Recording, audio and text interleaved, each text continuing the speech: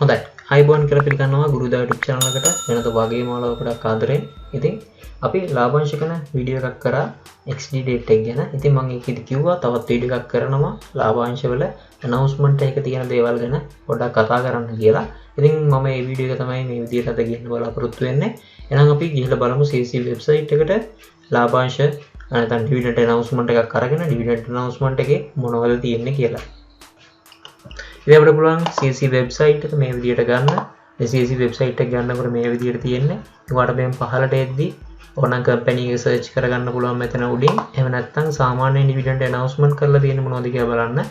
අපිට මෙන්න මේ announcement කියන එක යටතේ තියෙන details ටික බලන්න පුළුවන්. ඉතින් මෙතන තියෙනවා date එක, company එකේ නම, ඒ වගේම මොකක්ද announcement එක කියලා මෙතන තියෙනවා. Circular to shareholders, ඒ වගේම annual general meeting, ඒ වගේම cash dividend, මේ වගේ announcement කිහිපයක් මෙතන තියෙනවා. අපි බලමු cash dividend එකක් හොයාගන්න. ඉතින් මෙන්න මෙතන තියෙනවා ජුනි 7 කියන්නේ ජුනි 7 වෙනිදා 4:57ට දාපු ලංකා සෙරමික් PLC එකේ cash dividend announcement එකක්. ඉතින් අපි එදා කතා කරා වගේ මේ තියෙන announcement date එක, මේ තියෙන company name එක, මේ තියෙන්නේ announcement වර්ගය cash dividend කියලා. හරි. අපි මේක ඇතුළට ගිහලා බලමු මේක ඇතුලේ මොනවද තියෙන්නේ කියලා. ඉතින් ලංකා සෙරමික් එකෙන් දෙන්න බලාපොරොත්තු වෙනවා ඩිවිඩන්ඩ් එකක්. ඒක තමයි මේකෙන් කියන්නේ. ඉතින් මෙතන උඩින්ම තියෙනවාට පේනවා ඇති. මම පොඩ්ඩක් මේක zoom කරගන්නම් මේ විදිහට. ඉතින් ඔයාලට පේනවා ඇති මෙන්න මෙතන තියෙනවා voting shares කියලා. කියන්නේ voting share එක නැත්තම් ඔයාලට symbol එකක් දීලා තියෙනවා N කියලා. ඉතින් මේ N කියලා කියන්නේ voting shares. ඒ කියන්නේ සාමාන්‍ය කොටස් හඳුන්වන්න තමයි N කියලා දෙන්නේ. ඒ කියන්නේ මේ ඩිවිඩන්ඩ් එක ලබා දෙන්නේ සාමාන්‍ය කොටස් වලට. මේක දෙන්නේ වර්ණීය කොටස් වලට නම්, ඒ කියන්නේ ඡන්ද බලය රහිත කොටස් වලට නම් මෙතන තියෙන්න ඕන X කියන එක. ඉතින් voting and unvoting ගැන මම කලින් වීඩියෝ එකක් කරා. ඒකේ link එක මම මේක description එකේ දාන්නම්. ඔයාලට තේරුම් ගන්න අපහසු නම් ඒක තේරුම් ගන්න. හරි. ඊට පස්සේ අපිට තියෙනවා date of initial announcement කියලා. ඉතින් මේ announcement එක මම අද කිව්වා වගේ 7 වෙනි දාපු එකක් නෙමෙයි. මේක May 21 announcement එකක් කරලා තියෙනවා. ඉතින් අපිට ඕන නම් ඒක බලා ගන්න පුළුවන් company එකේ search කරලා company එක යටතේ announcement වලට ගියොත් අපිට ඒක බලා ගන්න හැකියාවක් තියෙයි. අපි බලමු වීඩියෝ එක අවසානයේදී එතනට ගිහිල්ලා. මම ඔයාලට තවත් announcement එකක් අරගෙන පෙන්නන්නම්. මේ වගේ date of initial announcement date එකක් නැති වෙනත් cash dividend එකක් මේක මේ date එක නැති එකක්. එතකොට මේක May 21 තමයි dividend එකක් දෙනවා කියලා initially මූලිකවම කියලා තියෙනවා මිනිස්සුන්ට. ඒ කියන්නේ CSC එකට. ඒක තමයි මේ date එක මෙතනින් පෙන්නන්නේ. හරි. ඊට පස්සේ පෙන්නනවා dividend per share කියලා. ඉතින් dividend per share කියලා කියන්නේ ඇත්තටම කොටසකට dividends කොච්චර ගෙවනවද කියලා. ඉතින් මෙතන තියෙන රුපී value එකක් රුපියල් වලින් තමයි පෙන්නන්නේ. ඉතින් voting share එකකට 7.90ක මුදලක් තමයි dividend එක විදියට මේ company එක ගෙවන්න බලාපොරොත්තු වෙන එක තමයි මෙතනින් පෙන්නන්නේ. එතකොට මේ එකකට 7.90ක් කියන එක තමයි මෙතන මේ voting 7.90 කියන එක පෙන්නන්නේ. හරි. ඊට පස්සේ තියෙනවා type of dividend කියලා. ඉතින් මේ type of dividend කියන එක දැන් මෙතන නම් තියෙන්නේ final dividend කියලා. දැන් සමාගමකට පුළුවන් එයාලට dividend දෙන්න කාර්තුවෙන් කාර්තුවට දෙන්න පුළුවන්. නැත්නම් මාස 6න් 6ට ඉන්ටර්ම් වලදී දෙන්න පුළුවන්. ඉතින් මෙන්න මේ විදිහට first second third කියලා ඉන්ටර්ම් වලදී දෙන්න පුළුවන්. ඒ වගේම final කියලා දෙන්න පුළුවන්. ඉතින් මේ කම්පැනි කලිනුත් dividend දීලා ඇති. එතකොට ඒක තමයි මේ final dividend එක කියලා එකක් දීලා තියෙන්නේ. එහෙම නැත්නම් final එක එකපාරම දෙන්න පුළුවන්. එහෙම නැත්නම් කොටස් වලට කඩලා කොටසින් කොටස දෙන්න පුළුවන්. එතකොට අපි ඉන්ටර්ම් කියලා ඒවා හඳුන්වනවා. ඉතින් මෙතන දීලා තියෙන්නේ මේ financial year එකට දෙන අන්තිම dividend එක. ඉතින් ඊට පස්සේ අපිට පෙන්නනවා financial year එක.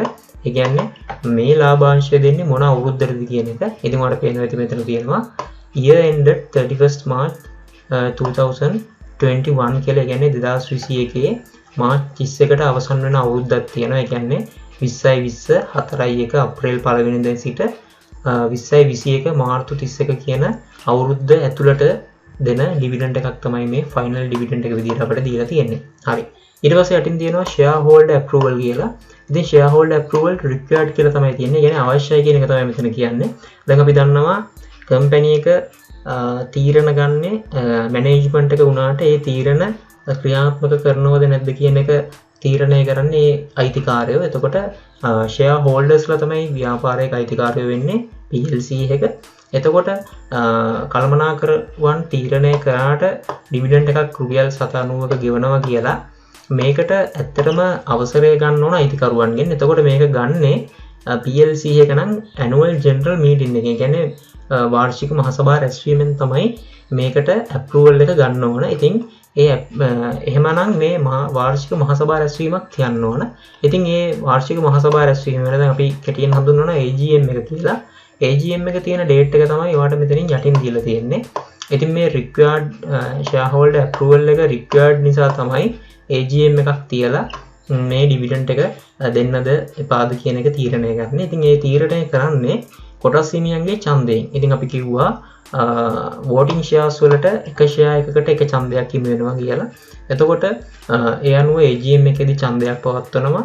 ඩිවිඩන්ඩ් එක දෙන්නද ඩිවිඩන්ඩ් එක නොදී ව්‍යාපාරයේ අනාගතය වෙනුවෙන් මේ මුදල් ව්‍යාපාරයේම ආයෝජනය කරනද කියලා එදාට ඡන්දයක් තියලා අහනවා. ඉතින් ඒ ඡන්දෙන් වැඩිම මනාප ගන්න මේ තීරණ දෙකට වැඩිම මනාප ගන්න තීරණය ක්‍රියාත්මක වෙනවා.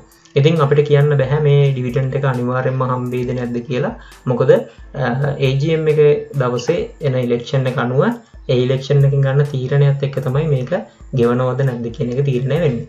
සාමාන්‍යයෙන් දැන් මෙතන රික්වයර්ඩ් කියලා තිබුණාට ගොඩක් වෙලාවට ඩිවිඩන්ඩ් ඇනවුස්මන්ට් එකක් කරාට පස්සේ ඒක අනිවාර්යෙන්ම බොහෝ වෙලාවට අනිවාර්යෙන්ම නෙමෙයි බොහෝ වෙලාවට ගෙවන්නවා මට්ටමේ ඉන්නවා. සමාගමක් සාමාන්‍යයෙන් ගෙවන මට්ටමේ ඉන්නවා. ඉතින් කොහොම වුණත් AGM date එක තියෙන්නේ ජූනි 30. දැන් අපි දන්නවා අද ජූනි 7. එතකොට ජූනි 30 තමයි AGM එක තියෙන්නේ. දැන් සාමාන්‍යයෙන් මේ කොරෝනා කේස් එකට කලින් නම් මේක සාමාන්‍යයෙන් හොටෙල් එකක තමයි තියන්නේ. මේ හොටෙල් එකක තියලා එදාට ෂෙයා හෝල්ඩර්ස් වලට යන්න පුළුවන්. එක කොටසක් තිබුණත් ඔයාට ගිහිල්ලා එදාට පාර්ටිසිපේට් වෙලා එයාලගේ ලන්ච් එකක් එහෙම තියෙනවා නම් ඒක අරගෙන ඔයාගේ වෝටින් ඡන්දයක් ප්‍රකාශ කරලා ඔයාට එන්න පුළුවන්. ඒ වගේම ඔයාට ඉතින්දි හම්බ වෙනවා විවිධ දේවල් සමහර වෙලාවට හම්බ වෙනවා. ඉතින් මේ ඒවත් අරගෙන එන්න පුළුවන්. නමුත් දැන් මේ කොරෝනා කේසස් නිසා මේක දැන් තියන්නේ virtual විදියට. ඒ කියන්නේ online විදියට තමයි මේ මීටින් එක තියන්නේ. ඉතින් අපි දන්නවා සමහර වෙලාවට ඔයා නොගියත් මේක approval එක හම්බෙන්නේ නැති වෙන්න පුළුවන්. මොකද main shareholders ලා ඉන්නවා ප්‍රධාන shareholders ලා. ඒ කියන්නේ top 20 වගේ shareholders ලා.